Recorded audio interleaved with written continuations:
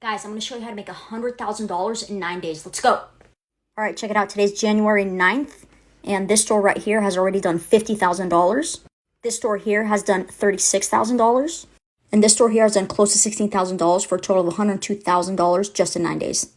One way that I do this is I go on Pinterest and reverse engineer and see what products are already selling. You'll see what advertisements are running when it says promoted by. Go through and find different advertisements that are running on Pinterest. Save the link to the advertisement and come back to it and make sure it's still running after 7 days. That will validate that the product is a winning product. Go to Shopify and create your store. Make sure to create a general store for Pinterest. That way you can test multiple products and also scale faster. Another way that I do this is I go to Amazon's bestseller list. It's great to find different products that you could advertise on Google here. I found this super cool weighted hula hoop. It gets 110,000 searches per month on Google. I would create my product landing page through Shopify and then start advertising on Google for huge returns.